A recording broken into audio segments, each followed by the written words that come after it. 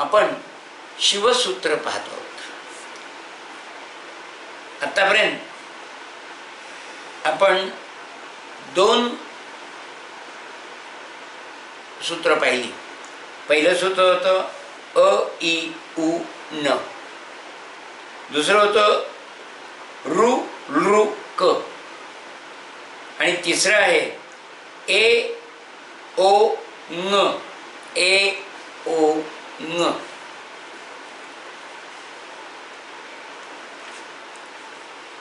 याच्यातलं पहिला जो वर्ण आहे ए,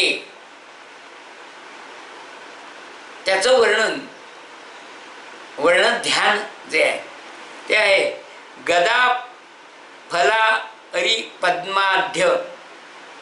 पद्माढ्यकरम हार विभूषणम चक्रवाका स्थितम श्याममेकाकारम तू महत् भवेत. चक्रवाक वाहन असणारा श्यामवर्णी महान वर्ण ए, एकाराचे आपले विशिष्ट महत्व आहे. शंख चक्र गदा पद्म धारण करणारा आणि वनमाळी कृष्णा समान हारांनी विभूषित, अनुत्तर आणि इच्छाशक्तीच्यामुळे त्यातल्या स्वारस्यामुळे याची महत्ता आणखीन वाढते आणि वाढत जाते.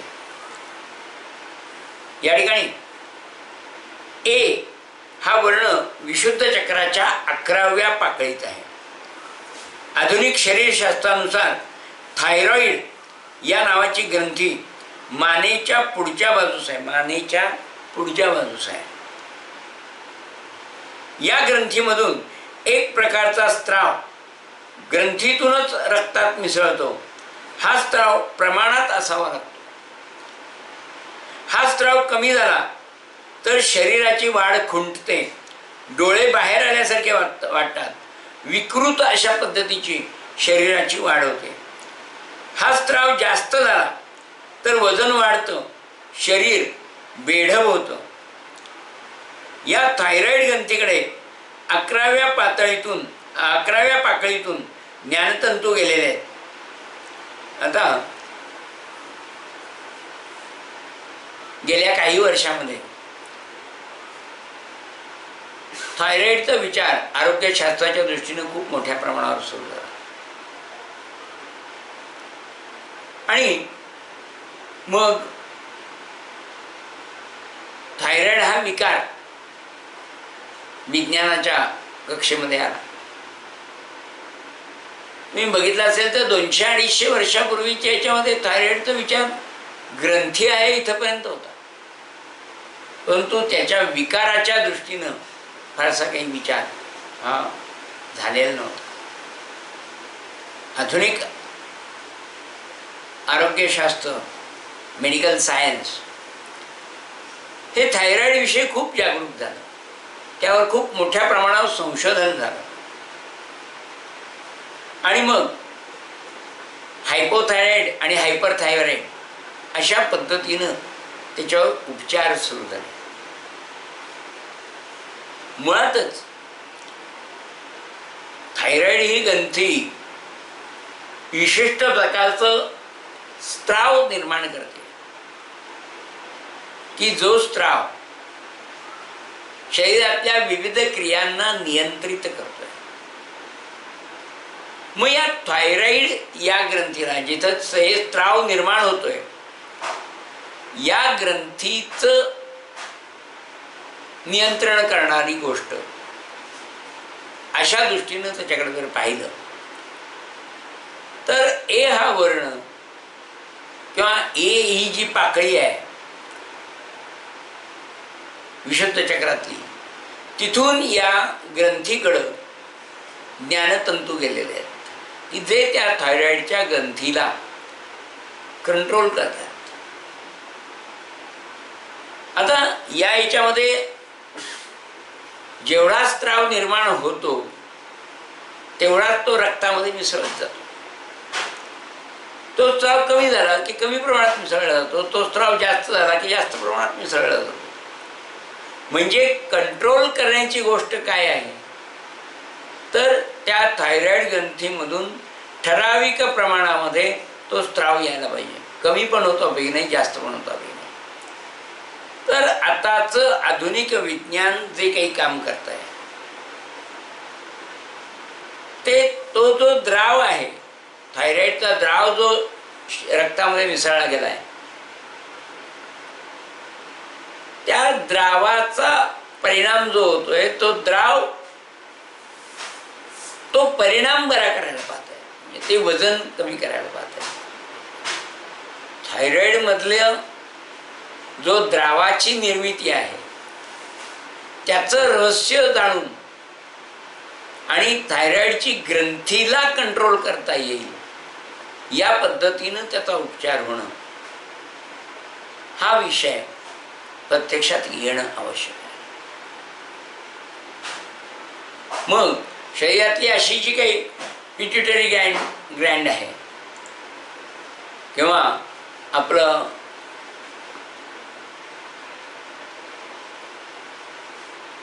पॅनक्रियाज आहे किंवा आपली लिव्हर आहे, यकृत आहे, असे सगळे जे स्त्रवणारे, काही रस स्त्रवणारे आणि अशा ज्या ग्रंथी आहेत, तसं म्हणाल तर आपल्या डोळ्यामध्ये सुद्धा अश्रूच्या ग्रंथी आहेत की ज्यातून अश्रूंची निर्मिती आहे. तर या ग्रंथींचं कार्य ज्या तत्वावर चालतं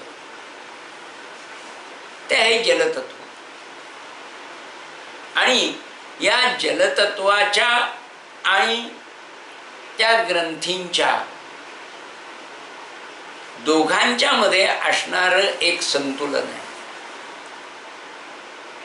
जलतत्व शरीरातलं वाढलं की या गोष्टी वाढू शकतात, जलतत्व कमी झालं की या गोष्टी कमी होतात. आता बऱ्याच लोक एक वॉटर थेरपी नावाची थेरपी करतात की पाणीच प्यायचं, दिवसभर 5 लिटर 6 लिटर पाणी प्यायचं, अशा तऱ्हेची संकल्पना करून दिवसभरामध्ये ढसाढसा पाणी पित असतात. आणि हे जे ढसाढसा पाणी पिणं आहे ते शरीरातलं जलतत्व प्रमाणाच्या बाहेर वाढवणारं सुद्धा होऊ शकतं. आणि मग आपल्या शरीराची जी उत्सर्जन संस्था आहे, मग लघवीकरणाचा भाग जो आहे तर त्याच्यावरही ताण येतो आणि जास्त जास्त जास्त प्रमाणामध्ये लघवी बाहेर टाकावी लागते. आणि मग त्यावर मूत्रपिंडावर ताण येणार आहे, मूत्राशयावर ताण येणार आहे. तुम्ही निसर्गाचा जर बारकाव्यानं अभ्यास करायचा म्हटलं तर बघा,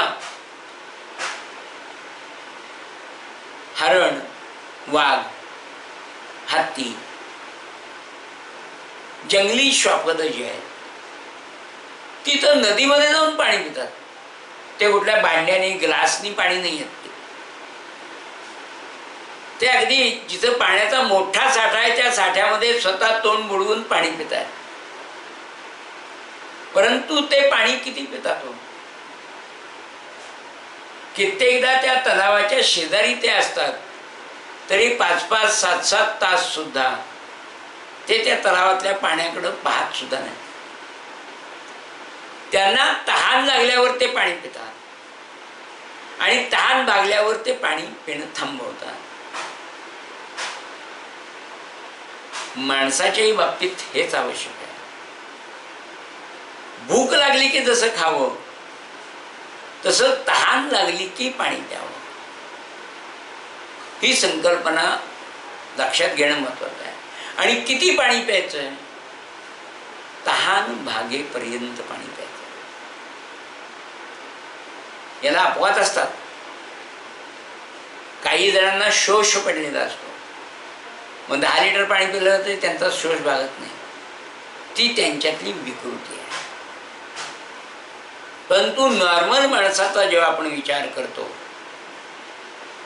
तेव्हा आपल्याला तहान भागली बास असं आपलं शरीर सांगत असतं. आणि मग अशा रीतीनं शरीराच्या मागणीप्रमाणे पाणी पिणं, अन्न खाणं, निद्रा घेणं, या सगळ्या गोष्टी शरीराच्या मागणीप्रमाणे जर आपण करायला लागलो तर या प्रकारचे दोष आपल्याला येणार नाही. ते जे संतुलन आहे ते आपल्याला त्या पद्धतीनं करावं लागेल. पण माणूस हे करत नाही. मग एडिसननं रेडिओचा शोध लावला, त्यानं रेडिओ बनवला. पण नुसतं रेडिओ बनवून चाललं नाही.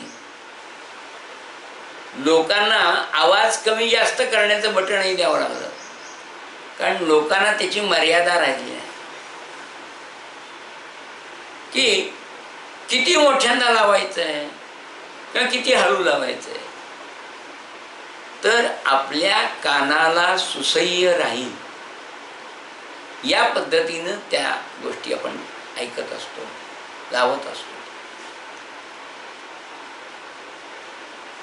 आता आपण डीजेचे खूप गोष्टी ऐकतो. ते खूप मोठी भिंतच्या भिंत स्पीकरची लावून नेतात आणि मग त्याचा हार्टवर होणारा परिणाम, लोकांचं वाढणारं बीपी, याचा विचार आपण करत नाही. त्रास तर होतात. अक्षरशः हृदयाला, छातीला दणके बसतात ते ऐकून. तर या पद्धतीनं आपल्याला जर चांगलं जीवन जगायचं असेल तर आपल्याला आधुनिक विज्ञान सुद्धा विशिष्ट पद्धतीनंच वापरावं लागेल.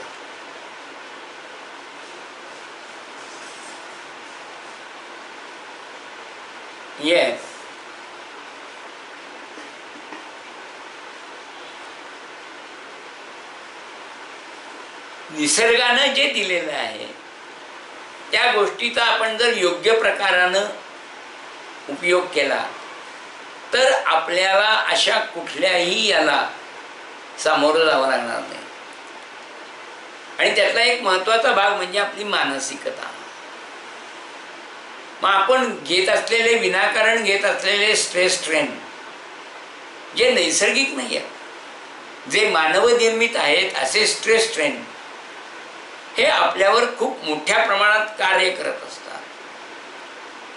आणि मग हे जे स्ट्रेस स्ट्रेन आहेत यांना कुठंतरी आपल्याला ताब्यात घ्यावं लागेल, त्यांच्यावर आपल्याला ताबा मिळवावा लागेल की ज्या ताब्यामुळं आपल्यातल्या या नैसर्गिकरित्या काम करणाऱ्या ज्या ग्रंथी आहेत, पिट्युटरी ग्लँड्स असू दे, थायरॉइड असू दे, पॅनक्रियाज असू दे किंवा लिव्हर असू दे, या सगळ्यांवर ताण येणार नाही. या सगळ्या ग्रंथी ज्या मी नावं घेतली, या सगळ्या ग्रंथींना सगळ्यात मोठा जर काही त्रास असेल तर तो आपण घेत असलेल्या मानसिक स्ट्रेस, ताण, आणि या ताणाला कंट्रोल केलं पाहिजे.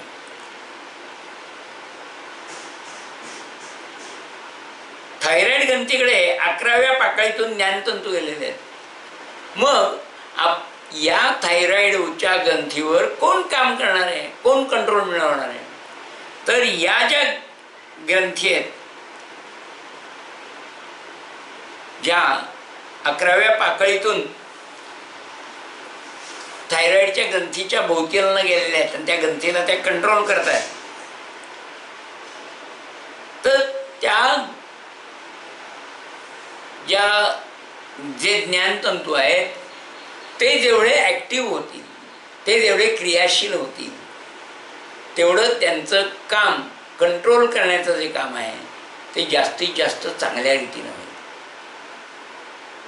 त्यामुळं एची जी साधनं आहे ती याच्यामध्ये खूप महत्त्वाची आहे.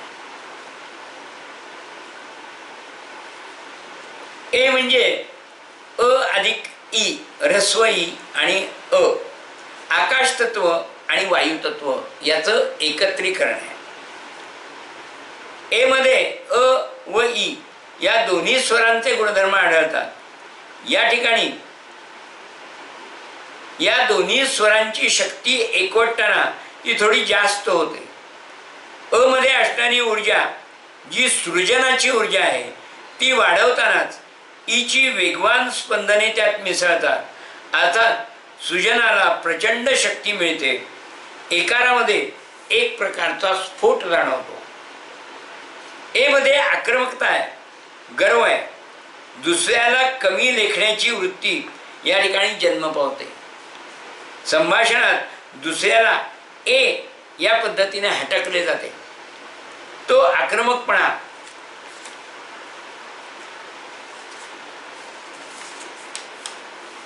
हा संयुक्त ऊर्जेचा प्रभाव आहे.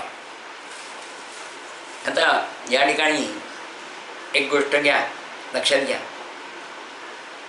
की थायरॉइडच्या त्रासाने माणूस फक्त जाड होतो किंवा अशा तऱ्हेचं नाही आहे, तर त्याला मानसिक सुद्धा बऱ्याच तऱ्हेचे त्रास होतात.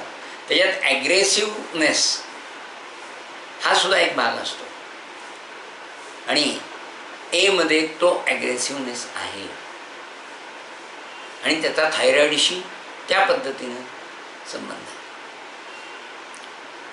या सगळ्याचा खूप चांगला अभ्यास होणं आवश्यक आहे. या सगळ्याचा मागोवा घेऊन एक उपचार पद्धती चांगल्या रीतीनं तयार होणं आवश्यक आहे. ए मध्ये एकाग्र होण्याची क्षमता आहे. ए मध्ये गर्व असल्याने एकटेपणाकडे कल आहे. सामाजिक कार्यापेक्षा एकट्यानं कार्य करायला आवडते, एकांत आवडतो.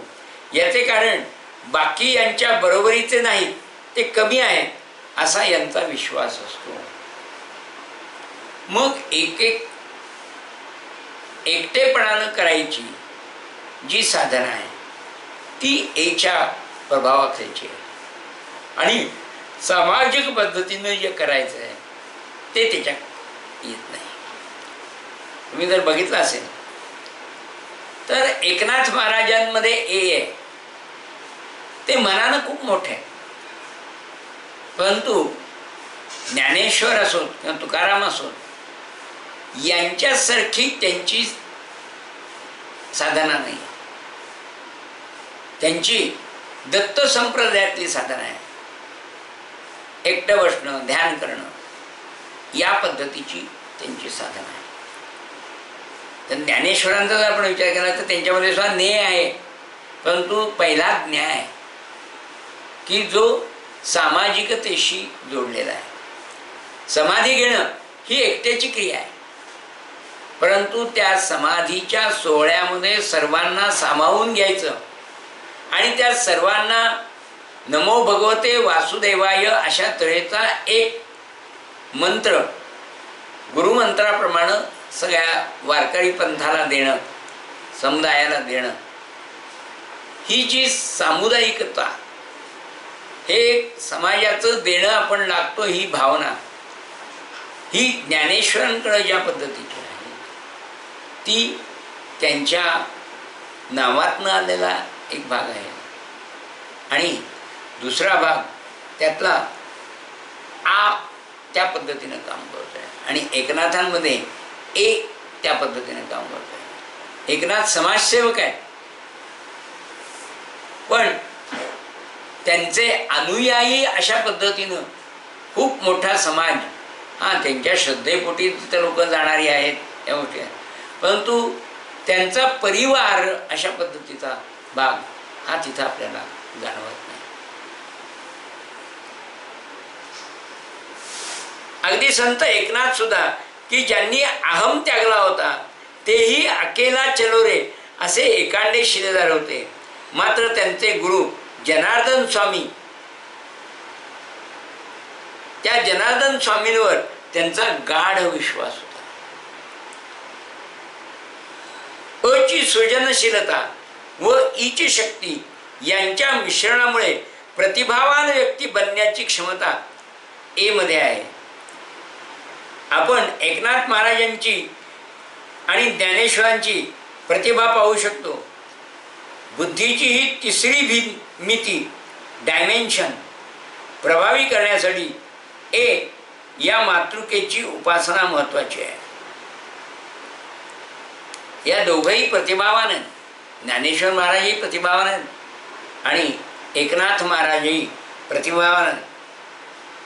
एच्या साधनेने थायरॉइड ग्रंथीचे आरोग्य चांगले अर्थात समतोल राहते. साधनेतील एकाग्रता वाढते. काव्य शक्तीला नवे घुमारे फुटतात. या वर्णाची शक्ती शिखरिणी आहे, म्हणजे आपल्याला उच्च पदापर्यंत शिखरापर्यंत घेऊन जाणारी अशा तऱ्हेची शक्ती या मध्ये दडलेली आहे.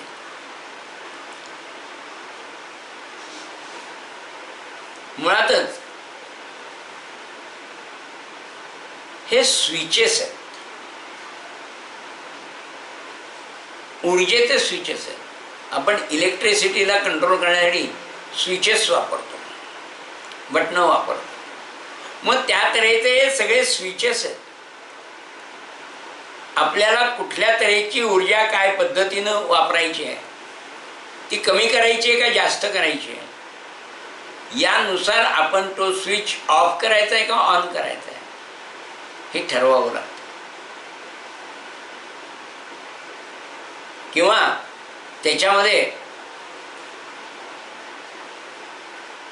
पंख्यामध्ये जसं आपण कमी जास्त करंट करून त्याचा वेग कमी जास्त करतो, त्या पद्धतीनं आपल्याला या साधनेच्या मध्ये कमी जास्त करून आपण आपल्याला पाहिजे ते तत्व त्या पद्धतीनं वाढवू शकतो किंवा कमी करू शकतो. हे लक्षात घेणं आवश्यक आहे. साधनेला गुरुची आवश्यकता तेवढ्यासाठी आहे की आपल्याला कळत नाही आहे की आपण जी साधना करतोय ती योग्य टप्प्यावर येते आहे का त्याच्या पलीकडे जाते आहे का कमी पडते आहे. या तीनही याच्यामध्ये गुरुच्या माध्यमातून आपण ती समतोल अवस्थेला आणू शकतो. म्हणून या ठिकाणी गुरुची खूप मोठ्या प्रमाणावर आवश्यकता असते आणि त्याप्रमाणे योगशास्त्रामध्ये गुरुचं स्थान हे सांगितलेलं असतं. जो आहे त्या मध्ये या वर्णाचा वायू उदान आहे, या वर्णाची वाचा मध्यम आहे, या वर्णाची शक्ती शिखरिणी आहे, या वर्णाचा आनंद शुद्ध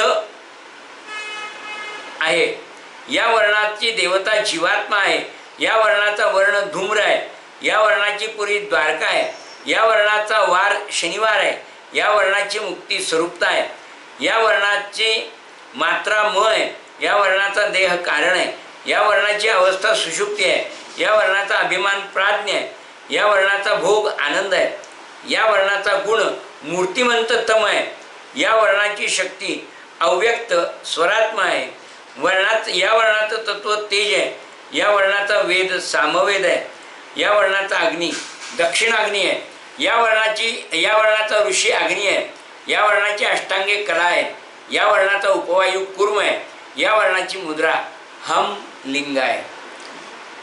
त्यामुळं आपण जेव्हा साधना करणार आहोत तेव्हा हे लक्षात ठेवणं खूप आवश्यक आहे की आपल्याला याच्यातून साधायचं काय. जर आपण एखाद्या आरोग्याच्या म्हणजे थायरॉइडच्या समस्येनं ग्रासलेलो आहोत आणि आपण साधना करतो आहोत, मग हायपो का हायपर थायरॉइड आहे त्याप्रमाणे आपल्याला ची साधना ठरवावी लागेल. चा वापर करून कसा घ्यायचा हे ठरवावं लागेल. आमच्यात आधीपासूनच थायरॉइड तत्व जास्त आहे तर मला ची साधना थांबवावी लागेल किंवा ती अगदी अल्प प्रमाणात करावी लागेल. परंतु जेव्हा मला थायरॉइडची व्याधी नाही आहे, थायरॉइडचं प्रमाण कमी आहे, त्यावेळी मला ची साधना वाढवावी लागेल. त्यामुळं आणि जर आपल्याला ते बॅलन्स करायचं असेल तर आपल्याला नियमित एका स्तरावरच एका संख्येवरच ची उपासना करावी लागेल. जेवढी च कराल, जेवढी आच कराल, जेवढी ईच कराल, जेवढी उच कराल, तेवढीच उपासना ही करायची. जर आपलं थायरॉइड हे बॅलन्स असेल तर मग ते जर थायरॉइडचे ग्रंथीचा स्त्राव कमी झाला तर आपल्याला दीर्घईचीच पण उपासना करावी लागेल, आणि तो प्रभाव जास्त झालेला असेल तर आपल्याला ह्रस्व उची सुद्धा उपासना करावी लागेल. जे आवश्यक आहे त्या पद्धतीनं आपल्याला ती साधना ही घडवावी लागेल. म्हणून आमच्या इथं योग साधना असो, ज्ञानसाधना असो किंवा कुठल्याही प्रकारची साधना असो, त्याच्यासाठी गुरुची आवश्यकता ही सांगितलेली आहेच. आणि त्या पद्धतीनं गुरुचा विचार हा आपल्या संस्कृतीनं केलेला आहे, जो आपल्याला मार्ग दाखवू शकतो, मार्गदर्शन देऊ शकतो, जो मार्गदर्शक होऊ शकतो, तो गुरु त्या पद्धतीनं आपल्याला घ्यावा लागतो. धन्यवाद.